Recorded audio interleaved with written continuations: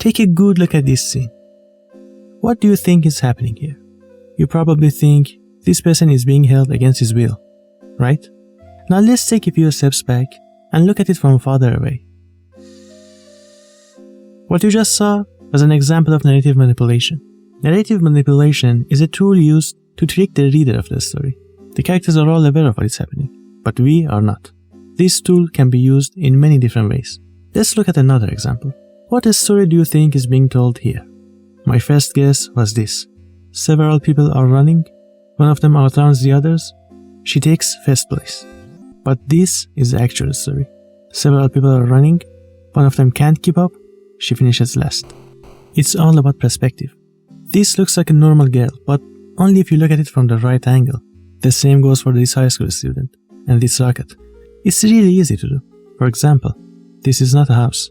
It's a studio, full of Godox lights and Minolta cameras. See? You got tricked again. It's not a studio either. I'm actually in my room, editing this video on an Android phone that crashes every few minutes. Oh. Narrative manipulation is also used in movies. Shutter Island is one example. Once you know the trick, the second viewing is a completely different experience. Fraction by Kago Shintarou, the manga we will discuss in this video, is filled to the brim with narrative manipulation. It is like an encyclopedia of different manipulation devices. What distinguishes it from other stories that use this tool is its use of tricks possible only in the medium of manga and comics. This girl appears to have a full head of hair, but a slightly higher camera angle reveals she is bald. They look fine from this perspective, but a wider shot reveals otherwise. Keep this card. I will explain it soon. On static pictures of a manga, you cannot recognize the dead from the living.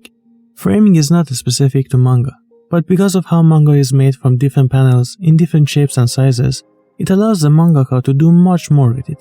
This looks like a normal manga page, but the panels are there to specifically show us what the writer wants us to see. This kind of narrative manipulation is used a lot in photography. In these photos, it looks like these people are doing something extremely dangerous, until you see where the pictures were taken. But there's another thing, specific to comics and manga. The speech bubbles. Who do you think is saying, "I'd like to have kids here"? It looks like she's saying it, but actually, it's the old woman sitting behind them. Or here, who do you think is saying that? No one, because it's not a dialogue. It's written on the ground above their heads. Other people have done it too, but Kago Shintarou did it first, back in 2009. There is no sound in manga, which some mangaka take great advantage of. Junji Ito did it once, which I mentioned in my video about his work. Before going through what happens in Fraction, just in case you don't know what kind of crazy person Kago Shintarou is, let me show you something. Blow Up, one of his shorts, starts like this. On the first page, there is only one large frame of a man and a woman. On the second page, we see that the man has been struggling lately. On the third page, we see that he has been thinking about what we are all made of. We are made of molecules, which are made of atoms, which are themselves made of smaller things, and so on. On page 4, he talks about how more scientific developments will lead to the discovery of even the smaller particles. But that's not why I mentioned it. If you haven't noticed, the number of panels per page doubles with each page, and it just keeps going and going and going. 128 panels, 256 panels, 512 panels, and it doesn't stop. At this point, the panels are so small that next to each other, they form the first panel again. This is not a normal manga. Kago Shintarou is not a normal mangaka. Another one of his shorts is called Half in Front of the Station. Two people have kidnapped a girl. The father only has half the money, so the kidnappers decide to cut her in half and send back only half of her. But all this happens only in the first 3 panels. The rest of the manga is these two people discussing what half means. Is this half a human? Or is this the right way to cut someone in half? If this is right, then why do we cut apples this way and not another way? But when you climb a mountain and you say you're halfway, it would be here, right? You don't mean this. And if that's right, do you have a hamburger like this too? These two idiots just keep going and going, and it's amazing to read. They even break the fourth wall by talking about what half a frame is. A nice detail is that nowhere in this manga is any of their heads fully visible. Half of it is always somehow covered. The works of Kago Shintarou can be summarized in this one cover art. Everything's peaceful. But I have to add, A lot of his works are extremely disturbing, and definitely not to everyone's taste. Keep in mind that the point of Fraction is not to tell a good or even realistic story. The point is to manipulate the reader as much as possible using different narrative manipulation devices. There will be times you think you know what is happening, but trust me, you don't. It's never as obvious as it seems. Just know that after we go through the story, people who wear these types of pants will make more sense to you. It starts pretty normally if you can call what we are about to see normal, but it becomes the most unhinged story ever by the end. In Fraction, two stories are told simultaneously. The first follows Kotaro, a waiter, while the second features Kago Shintarou as its main character. These two stories are connected and happen in the same world. In some parts of the story, I want you to remember small details that we will revisit later. When we reach those details, I will give you a special card like the two I already gave you. Black cards indicate the need to remember the visuals, white cards what happened or what was said, and black and white cards when both are important. The story starts like this. Yoriko? Yoriko, I know you're in there. Very well, I'm coming in. Yoriko?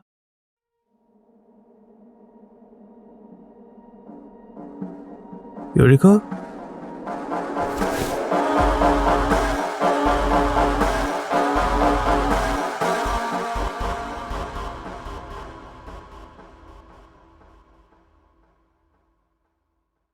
Kotaro is once again seeing his brother in his dream. He wakes up covered in sweat. He gets ready and goes to work. Other co-workers are talking about the murders that have been happening lately in the area. Ryoko is the most knowledgeable about the case. So far, there have been 4 murders. The first in Sanganjaya, the second in Daita, the third in Higashi Kitazawa, and the last in Shimouma. The method of killing is cutting people in half. Not like that, like this. After work, Kotaro's co-workers ask him if he wants to eat with them, but he says he wants to go see a movie. In the theater, another girl catches his eye. After the movie finishes, he follows her to a cafe and starts a conversation about horror films. Since they share similar interests, they get along quickly. They go back to her place and she goes to take a shower. Kotaro's hand starts shaking uncontrollably. As she is in the shower, he opens the door. Wait, didn't you want me to take a shower? Nope, it's good. It'll do. Like this, I'll be able to clean myself. If there's too much blood. After that, there's a brutal and difficult to watch scene, which we will skip. That was his 5th victim. Outside her house, he says things about accomplishing his mission, and that this must be done. He says what he is doing is justice. He starts talking to his brother, and he can hear his brother's voice agreeing with him. 2 days later, back at work, Ryuko and others are talking about the news of the 5th murder. Kotaro has been killing once a month so far. More than a week later, when Kotaro watches the news to see his murder being discussed, he sees something unexpected. Another murder, in the same manner, in the same area. There's a copycat. I am Kago Shintarou. I'm a mangaka known for my mangas, but now I regret the route I took. If only I had written more accessible stories, I would be in a better position in life. So I want to do something different. Tomorrow at 2 p.m, I have a meeting with a new editor at my place. Hopefully, she will help me.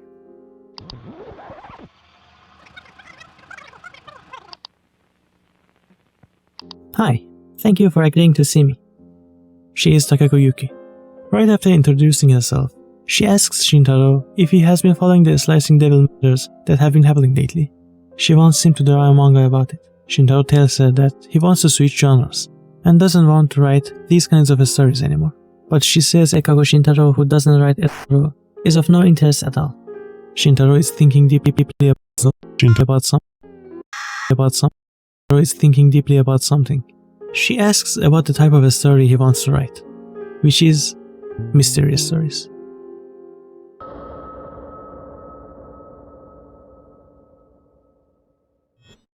By the next day, 3 more bodies are found with their torsos severed.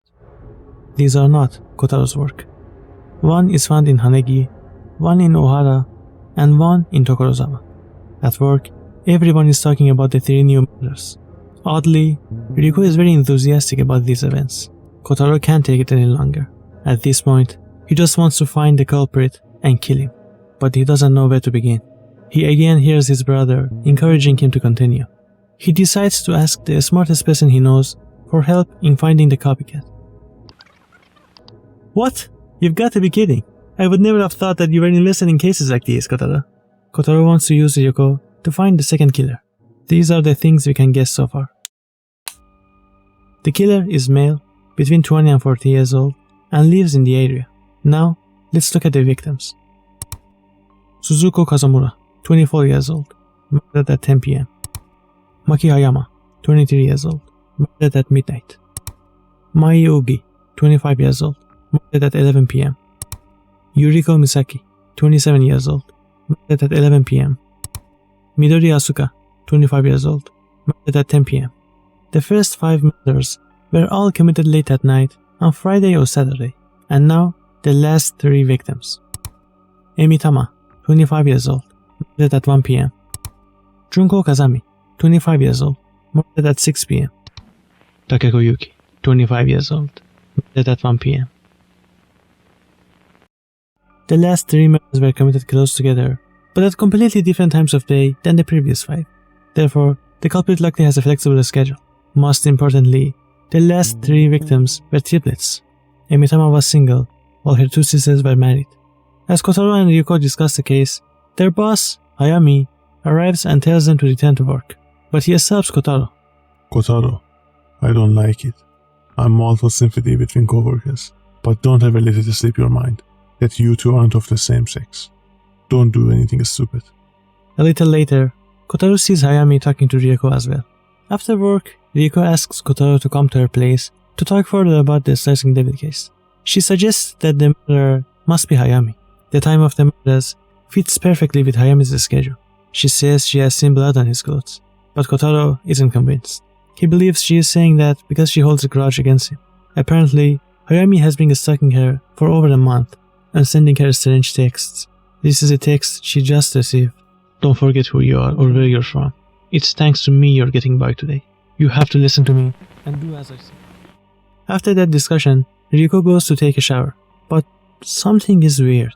Normally, in a situation like this, Kotaro's hand would start shaking and he would feel the need to accomplish his mission, but this time, he isn't feeling anything. As Ryuko is in the shower, Kotaro dozes off and again has a dream in which he is calling for his brother. When he wakes up, he realizes Ryuko is still showering, so he goes to check if everything is okay. He opens the door.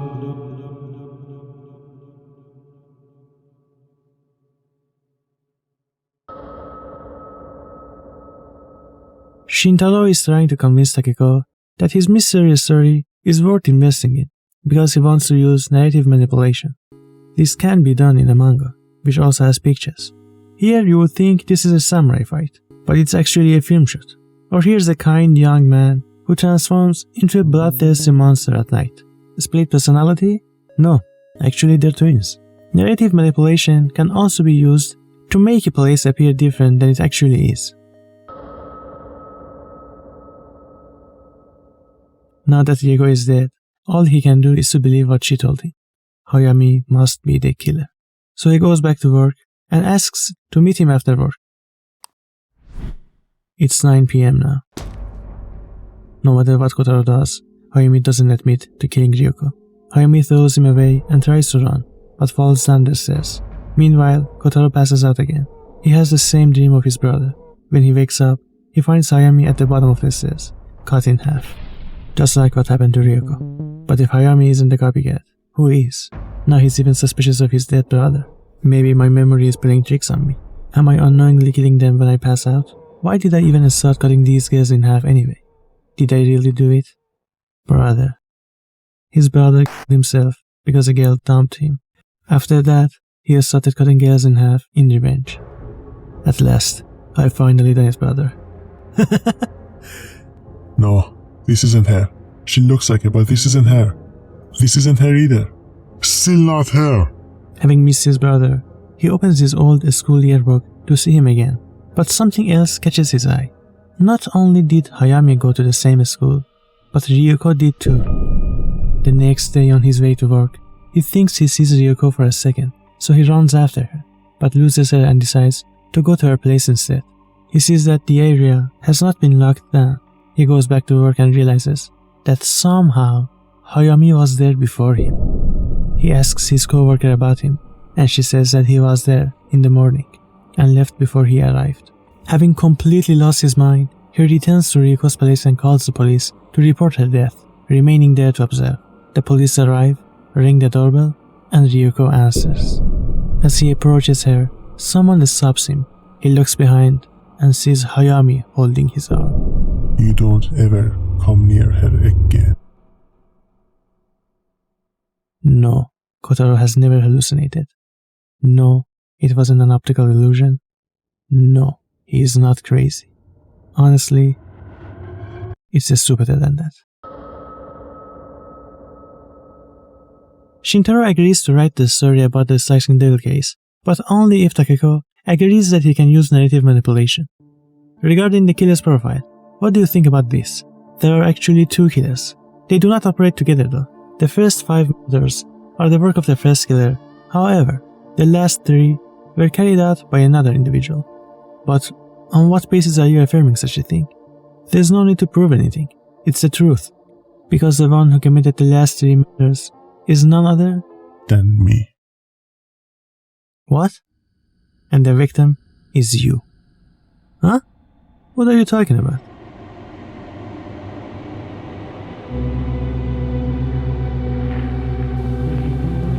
On the setting pictures of a manga, you cannot recognize the death from the body. 10 pages ago, Shintaro actually showed Takeko's fingers being stitched to her face. All this time, he has been talking for her while going back and forth between different models. On August 2nd, 3 p.m., when Takeko said Kago Shintarou without Eroko would be of no interest, Shintaro was actually thinking about killing her at that very moment. Here, those lines are for the motion of him attacking Takeko. He started using her body, but the lack of movement bothered him. Luckily, they were triplets, so he killed her sisters over the next few days to obtain more poses. If you look back at her in the video, you will realize that right after the murder, her movement was reduced to only 3 positions. On the static pictures of a manga, you cannot recognize the dead from the living, but this is only one side of the story. Kotaro wakes up back at home. It doesn't matter how he got there. What matters is how Hayami and Ryuko are still alive. Once again, he starts talking to his brother, but this time, he not only hears his voice, but can also see him. As he is talking to his brother about Ryuko and Hayami, they enter the room. We didn't know you were Akihiko's little brother. We thought you were normal like all the others. And to think that you were the Slicing Devil. You could at least have told us. They know he's the killer, because Kotaro's brother told them. His brother, who has been with him all this time. He wasn't imagining his brother talking to him. His brother was actually talking to him. By persuading himself that his brother was dead, he started denying his brother's existence and began seeing himself as a normal person. Here, the reason he only realizes after killing the girls that it wasn't his brother's ex was because it wasn't him saying those lines. It was his brother. We see that Ryuko and Hayami are also disabled twins like him. They use special belts to connect. This is why Ryuko admired the Slicing Devil. She wanted to see others being cut in half. Ryuko was so invested in the case because she wanted to find the culprit before the police and help him. Kotaro didn't feel the need to accomplish his mission while Ryuko showered because he sensed Ryuko was like him. What happened to Ryuko in her house was that she slipped and fell, and if we look back at when that happened, we see that there was no blood. The same goes for Hayami. He fell down the stairs and detached from his brother. The reason Hayami didn't want Kotaro near Ryuko was that he didn't want a normal person near either of them. If they were revealed, they would be in so much trouble. That's also the reason why Ryuko got mad at Hayami. She developed a liking toward Kotaro and didn't care if he was one of them or not.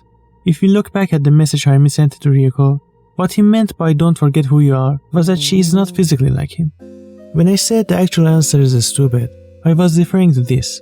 But as stupid as it is, it makes everything sensible. To say the story is bad because it is unrealistic would be wrong, because realism was never the goal. The goal was to deceive the readers and make them assume incorrect things as much as possible, and he did it perfectly. More than a story Kago Shintarou wrote for his readers, Fraction was a story he wrote for himself. He wanted to play a game, and we were his toys. This manga was his way of playing with us. At one point, he used Kotaro as an example, making us think he had a twin brother who was the murderer, but that was a false lead. Then in other parts of the story, he gave us real clues about what was happening. He intentionally made the Hayami and Ryoko murders occur while Kotaro was sleeping, to make it seem as if he were killing them in his sleep, when that wasn't the case. Kago Shintarou succeeded in achieving his goal with this manga. He used every narrative manipulation device and played with us as much as he wished. I stopped myself from talking about more of Kago Shintarou's works because I want to one day make another video talking about his works more generally, like I did with Junji Ito. But before I go, I want to add one small thing here that I wanted to save for the more general video. Kago Shintarou also has a YouTube channel for the animations and short films he makes, which I will link in my description. Definitely support his art if you can. Now that we've reached the end of the video, make sure to leave a comment